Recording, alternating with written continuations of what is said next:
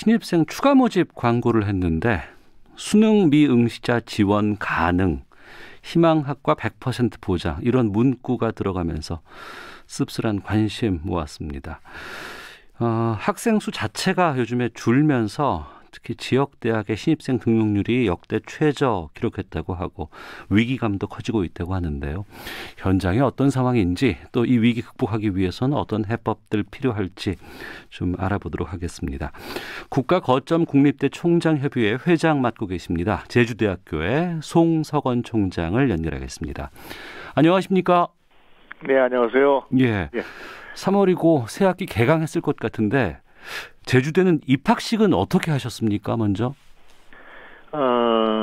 제 원래는 그 신입생 오리엔테이션 겸해가지고 2월 24일에 실시할 예정이었는데 네. 코로나19가 멈추지 않아서 입학식 행사를 비대면으로 해서 오리엔테이션을 겸해서 행사했습니다. 아, 비대면으로 치렀군요. 네네. 3월에 대학 캠퍼스 분위기 생각해보면 학생들 후배들 들어온다고 참 반갑기도 하고 또 동아리 광고라든가 학회 모집하는 것들 많이 플래카드 붙어 있었던 생각이 나는데 지금은 그런 분위기 아니라면서요. 네, 아무래도 좀 전에하고는 다르죠. 달라가지고 모든 게 이제 전부 그저 화상으로 진행이 되다 보니까 학내에는 과거 같이 무슨 플랜카드 막 붙이고 하는 이런 것들이 많이 줄어들었습니다. 그러면 올해도 비대면 수업은 계속됩니까?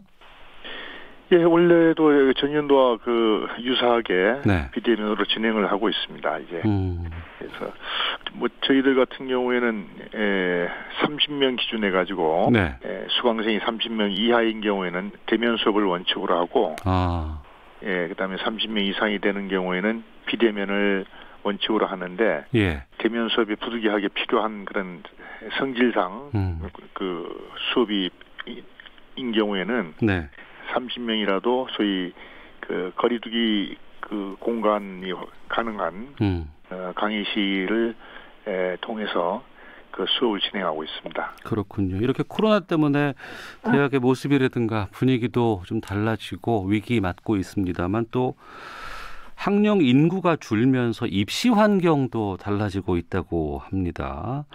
지금 2021학년도 대입 추가 모집 규모가 2만 명 넘어서면서 최고 수준의 미달 사태 발생하고 있다고 하던데 지금 상황 어떻게 보고 계세요?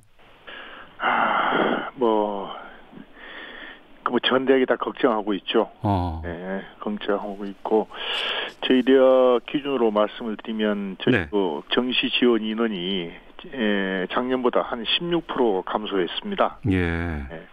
그런데 저희 대학 2월 28일 기준으로 해가지고 등록이 다 마감됐는데 다행히 저희 대학은 충원율이 100%를 달성했습니다.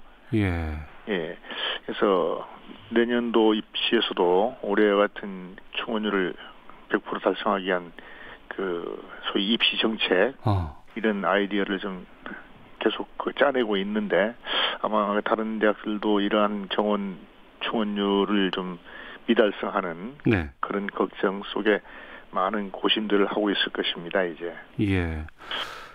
몇 년 전만 해도 대학 가기 힘들다 이렇게 얘기했었는데 이제는 충원율 걱정을 해야 되는 상황인 거죠? 네네, 그렇죠. 미달되는 다른 대학들도 꽤 있습니까 지금? 21년도 수능 인원이 한국사 응시 인원을 기준으로 보면 한 6만 3천 명 정도 감소했거든요. 아마 지금 2월 28일 기준 등록이 다 마감됐으니까 이제 조금 있으면 통계가 다 나올 겁니다 아마. 아마 정원을 못 채운 대학이 아마 대다수 상당히 많은 대학이 그렇게 예상이 되어집니다.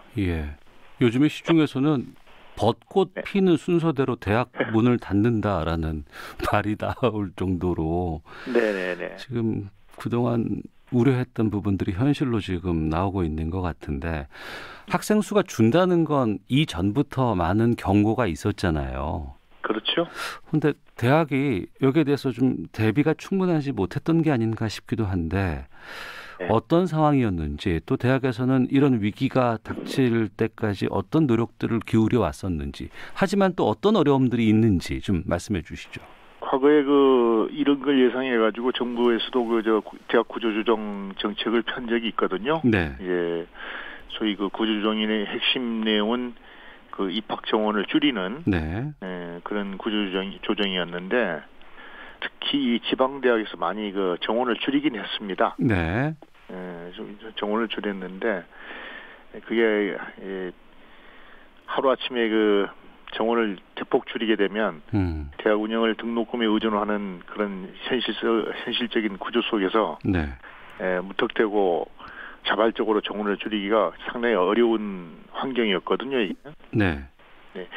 그래서 이제 최소화하는 형식으로 정원을 좀 줄이는 결과를 가져오게 됐었는데, 네. 아마 이게 올해부터 지금 대학마다 피부로 와닿는 학령 인구 감소 이거에 의해서 내년 입시에서는 또 다른 형태의 자체 정원 조정 이런 것들이 나오지 않겠는가. 네. 이런 예측이 좀 되기도 합니다. 네. 구조 조정을 해야지만 그나마 학교를 운영할 수 있는 상황임에도 불구하고 앞서서 현실적인 문제 때문에 입학 정원을 줄인다거나 이 규모가 그렇게 많이 이루어지진 못했다고 하셨어요. 예. 현실적인 문제라고 하면 우선 학생이 줄면 대학 규모도 축소해야 되고 교수 숫자도 좀 줄여야 될 것 같고 또 교직원들 숫자도 좀 줄여야 되는 상황 아니겠습니까? 그게 다 연동이 되죠. 그러니까 연동이 되기 때문에 네. 기존에 있는 모든 규모를 축소를 해야 되는데 네. 그게 쉬운 사안이 아니죠. 그 학생 수 주는 것 외에도 지방대에 좀 위기가 좀 현실화되는 또 다른 이유들도 좀 뭐가 좀 있을까요? 그러면? 네네네. 그거는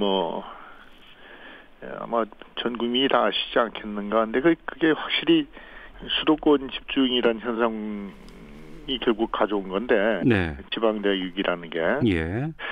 그거는 이제 학생들이 졸업을 하고서 일자리 문제. 그래서 지방에 어떤 양질의 일자리가 없기 때문에 네. 전부 수도권으로 몰리는 게 아닌가. 이렇게 판단이 되어집니다. 이런 네.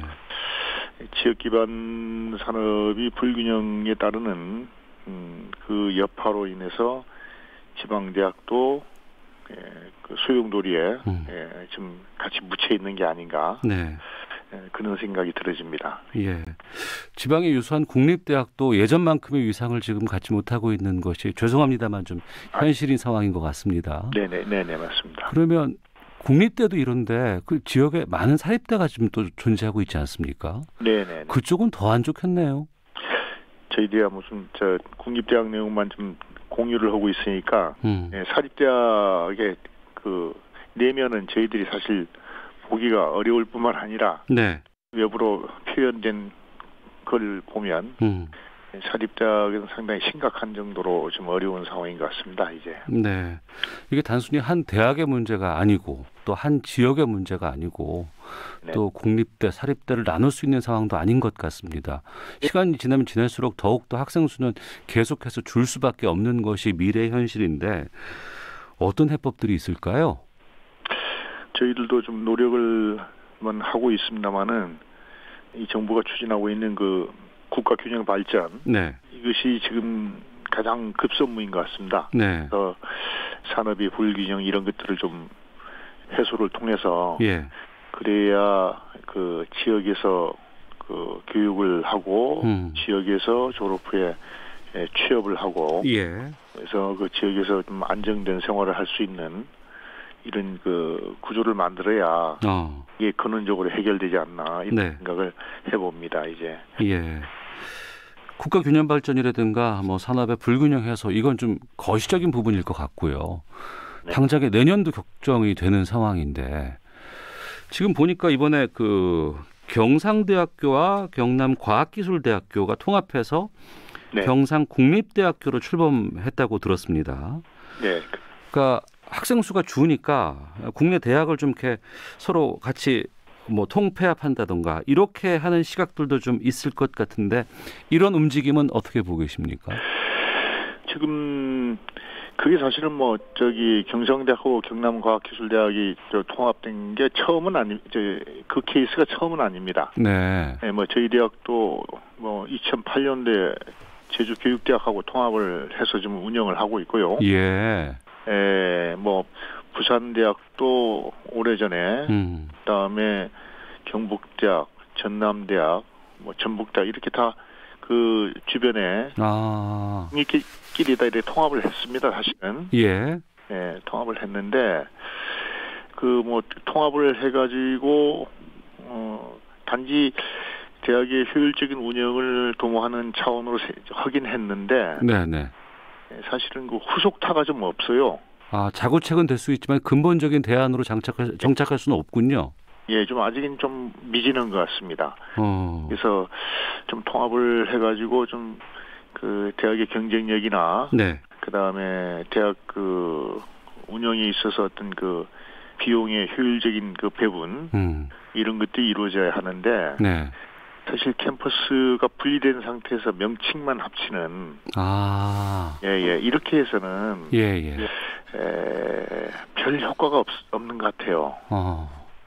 명칭만 통합을 해가지고 캠퍼스가 분리되어 있는 거는 오히려 대학 운영에 있어서는 굉장히 뭐라 그럴까요? 분위기가 썩 좋지는 않습니다. 사실은. 그래서 통합을 하게 되면 통합에 따른 진정한 효과를 보기 위해서 후속적인 그런 그 정책을 그렇겠네요. 네. 좀 해줘야 될 것 같아요. 그러니까 행정상으로는 뭐 두 개가 하나로 합쳐지고 그러면 학생 수도 좀 이렇게 확보가 되니까 좀 나을 수도 있겠다라고 볼 수는 있겠지만 정작 학생들의 수업이라든가 현장에서 움직이는 이런 부분에 대해서는 캠퍼스가 다른데 떨어져 있는데 운영상에 좀 어려움들은 좀 있지 않을까 싶은데. 그렇죠. 예.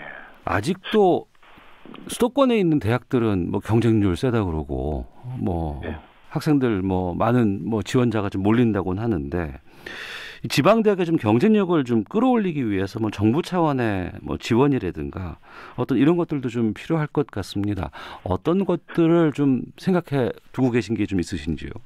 지금 정부에서도 뭐 노력은 하고 있는 걸로 저희들이 보고 있습니다. 예. 예, 뭐 지방 대학의 어떤 활성화를 또는 경쟁력을 갖추기 위한 그래서 여러 가지 사업들이 있는데. 네.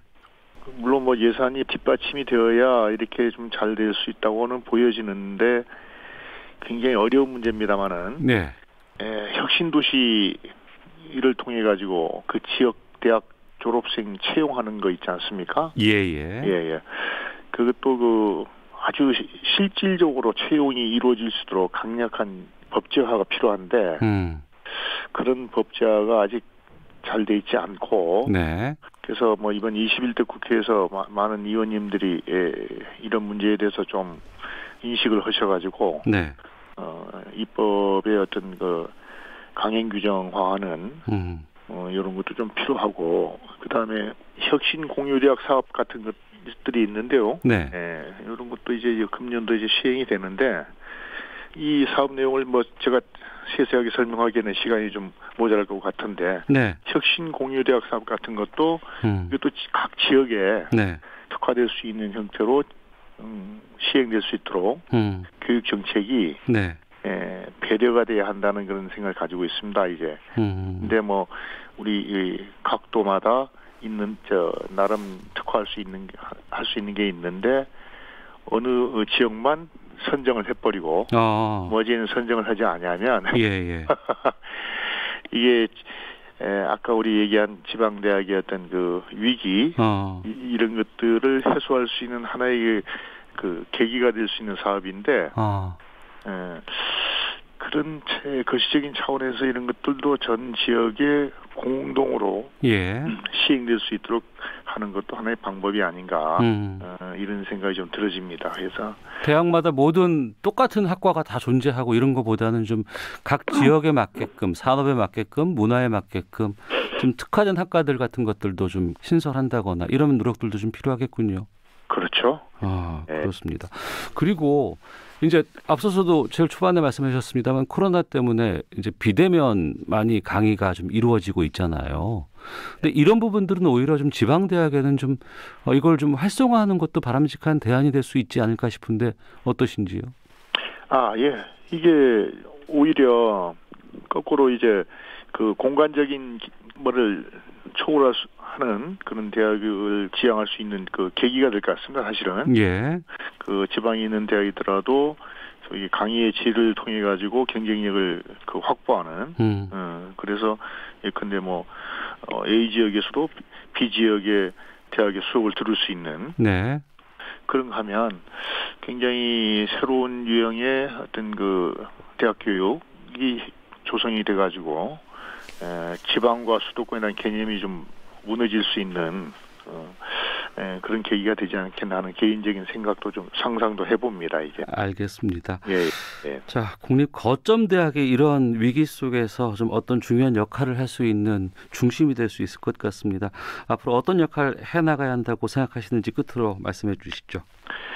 예, 저희들 거점 대학은 우선 우리나라의 공교육을 책임져야 될 그런 역할을 해야 된다고 생각을 하고 있습니다. 그래서 국립 거점 대학이 그 우선 각 지역에서 책임 있는 공교육을 선도하는 그런 역할을 해야 되고, 그리고 그 미래를 준비하는 교육을 책임 있게 준비를 하고, 또 미래지향적인 그런 국가 산업을 각 지역에 유치할 수 있는, 그래서 대학이 그거를 기초적으로 준비해줘야 되지 않겠나 하는 차원에서 저희 우리 거점대학 10개의 거점대학은 매주 화요일 10시 반부터 12시 반까지 2시간 동안 화상회의를 하고 있습니다. 예. 그래서 지금 현재 우리나라의 교육 문제가 어떻게 해결될 수 있는가 하는 그런 공동의 그 논의를 하고 있고, 그게 작년 10월부터 시작을 했거든요. 네. 그래서 지금 저희들 그 논의된 거를 가지고 뭐 교육부 내지는 그 다음에 국회에 계속 건의를 하고 있습니다. 그래서 뭐 좀 더 시간이 지나면 아주 나름 그 회의를 통한 그 고심을 그 전달하는 내용이 실현될 수 있지 않나 하는 그런 생각도 좀 기대를 좀 하고 있습니다. 알겠습니다. 자, 말씀 여기까지 듣도록 하겠습니다. 고맙습니다. 네, 고맙습니다. 네, 제주대학교 송석원 총장 말씀 나눠봤습니다. 2315님이 제 조카도 지방대 나왔는데 몇 년 취업 준비하다가 어려워서 조그만 회사에서 전공과 관계없는 일을 하고 있습니다. 세상이 상상치도 못하게 변하고 있는데 대학에 대한 생각부터 변해야 합니다. 라는 의견 주셨고, 5302님은 대학의 정도 이사로 너무 많습니다. 교수들이 강의보다 학생 모집하러 다니는 것이 현실이라고 하는데 왜 이렇게 된 건지 책임도 좀 물어야 하지 않을까요? 라는 의견도 보내주셨습니다. 자, 이 시각 교통 상황 살펴보고 헤드라인 뉴스 듣고 돌아오도록 하겠습니다. 교통정보센터의 이승미 리포터입니다.